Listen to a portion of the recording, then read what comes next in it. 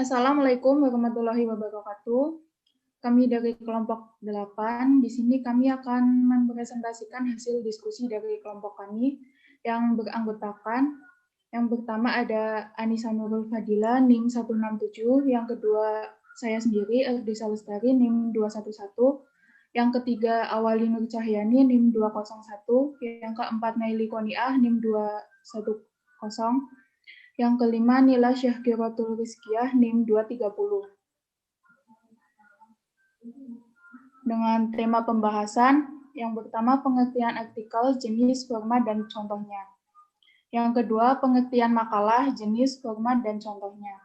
Yang ketiga, pengertian proposal, proposal kegiatan, dan proposal penelitian, jenis, fungsi, dan format-formatnya.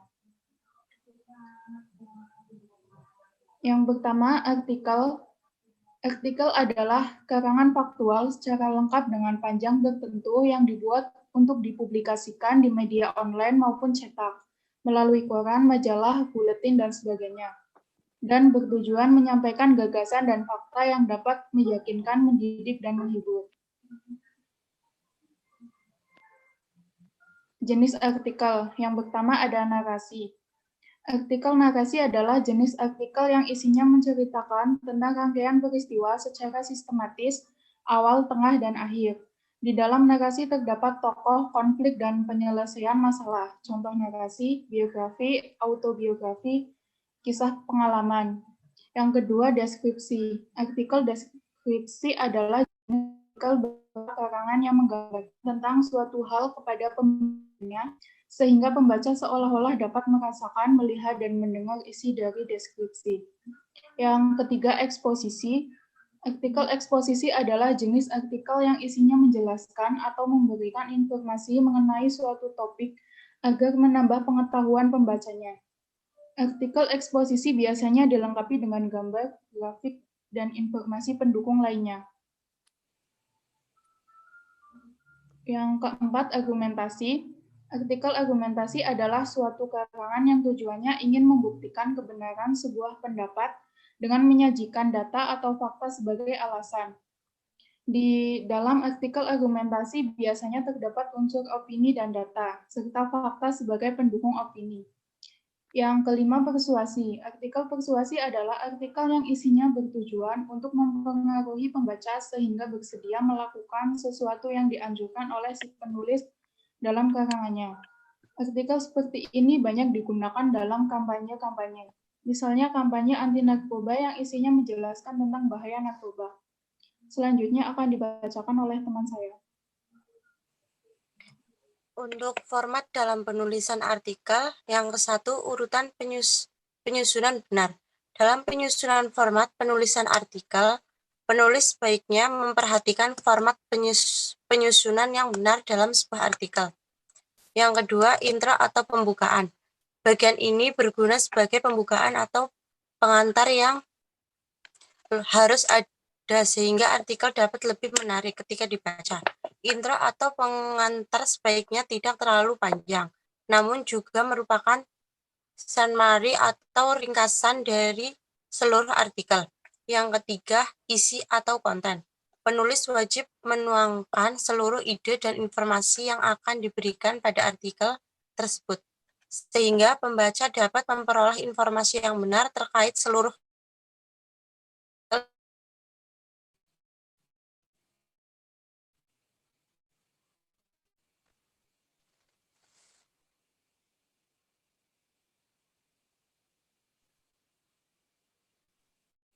Yang keempat, penutup.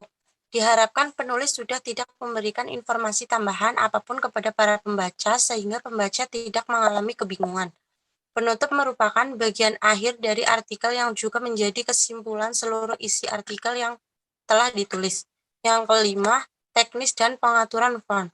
Penulis sebaiknya memiliki pedoman yang jelas mengenai jenis font dan bagaimana menata sebuah artikel sehingga pembaca nyaman untuk membaca isi dan artikel tersebut.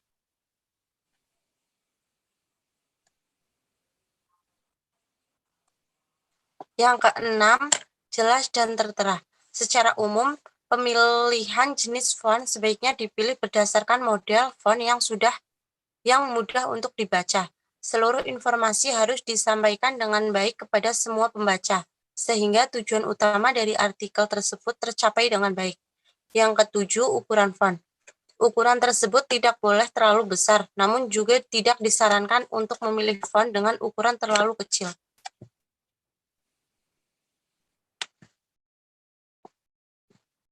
Contoh artikel. Yang ke-1, contoh artikel tentang pendidikan. Artikel tentang pendidikan adalah artikel yang khusus membahas mengenai dunia pendidikan. Semua bidang pendidikan ada di dalamnya. Artikel pendidikan yang banyak diminati mengingat hampir semua masyarakat adalah masyarakat yang menempuh dunia pendidikan. Sebenarnya ini lebih kepada ungkapan atau kata-kata bijak agar belajar tentang bersabar, ikhlas, bersyukur, bersukacita dalam segala hal. Yang kedua, ada contoh artikel lingkungan hidup. Dalam memperjelas tentang pemahaman artikel di atas, maka penting bagi penulis ini membagikan beberapa contoh penulisan artikel yang bisa membantumu dalam menyelesaikan akan tugas-tugasmu. Artikel pendidikan ini, aku belajar berbaik sangka kepada Allah terhadap ibadah yang baik. Hajar Abdul Daud, aku belajar lebih banyak diam daripada lebih. Selanjutnya akan dibaca oleh teman saya. Ya, selanjutnya makalah. Makalah adalah salah satu jenis karya tulis yang bersifat ilmiah dengan pembahasan permasalahan tertentu. Pada umumnya, pembuatan makalah bertujuan untuk memenuhi tugas tertentu seperti tugas akademik dan tugas non-akademik. Terus yang kedua yaitu jenis makalah. Yang pertama, makalah deduktif. Makalah deduktif adalah makalah yang berdasarkan pada kajian teoritis dan relevan dengan permasalahan yang dibahas. Terus yang kedua yaitu makalah induktif. Makalah ini merupakan suatu makalah yang ditulis berdasarkan data yang empiris dan bersifat objektif, berdasarkan pada apa yang diperoleh di lapangan. Yang ketiga yaitu makalah kajian. Makalah kajian adalah makalah yang berdasarkan digunakan sebagai sarana pemecahan suatu permasalahan yang konvensional. Selanjutnya, makalah kerja. Makalah kerja merupakan makalah yang dibuat dari hasil penelitian dan memungkinkan penulis untuk berargumentasi dari suatu permasalahan yang dibahas dan didapatkan dari proses penelitian tersebut. Yang selanjutnya yaitu makalah kerja. Makalah kerja merupakan makalah yang dibuat dari hasil penelitian dan memungkinkan penulis untuk berargumentasi dari suatu permasalahan yang dibahas dan didapatkan di proses penelitian tersebut. Selanjutnya yaitu pengertian proposal kegiatan dan proposal penelitian. Yang pertama, proposal kegiatan merupakan sebuah rencana yang dituangkan ke dalam bentuk rancangan kerja. Proposal ini dibuat sebelum suatu kegiatan dilaksanakan untuk mendapatkan izin atau juga mencari sponsor acara. Yang kedua yaitu penelitian adalah dokumen yang digunakan dalam pengusulan proyek penelitian lingkungan. Pengusulan proposal penelitian berada dalam bidang sains atau akademik. Dan selanjutnya akan dijelaskan oleh teman saya.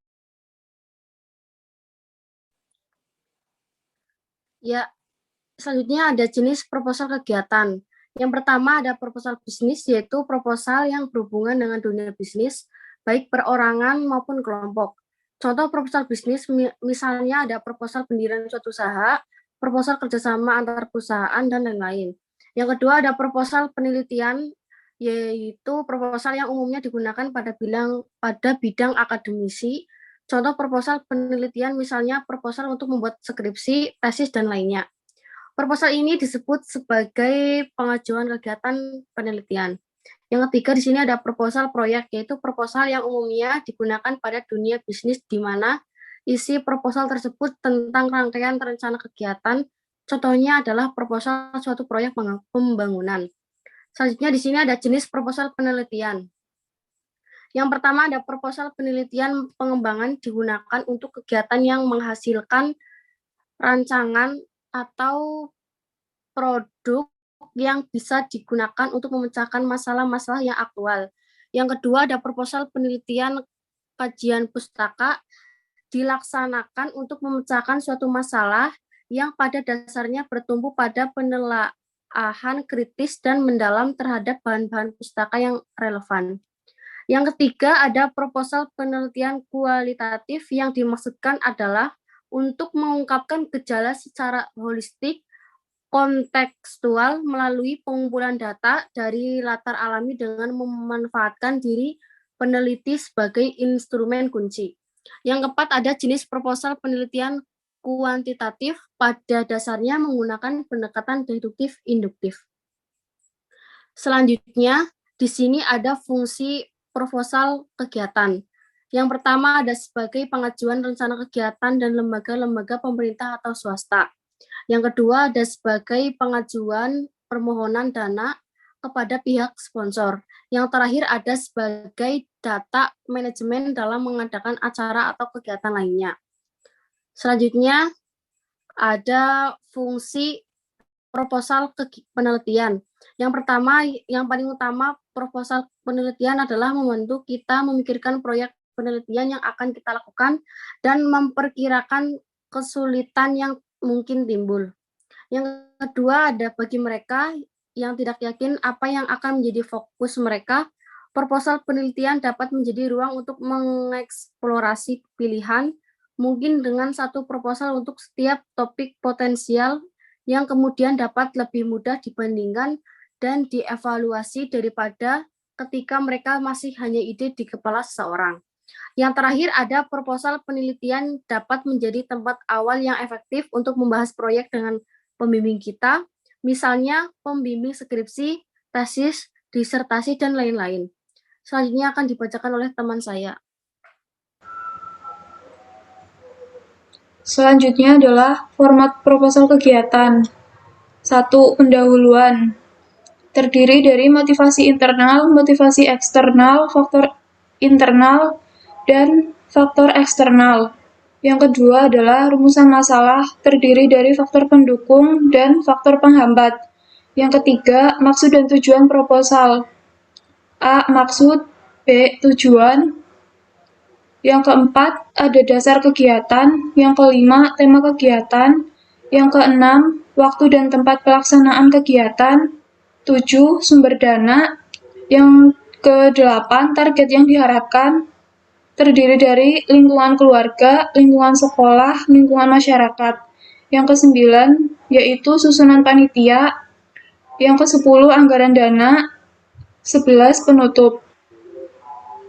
Selanjutnya, format proposal penelitian terdiri dari nama atau judul dari proposal, pendahuluan yang memuat tujuan, rumusan masalah, dan manfaat penelitian. Selanjutnya, dasar-dasar teori. Selanjutnya, metode penelitian yang digunakan.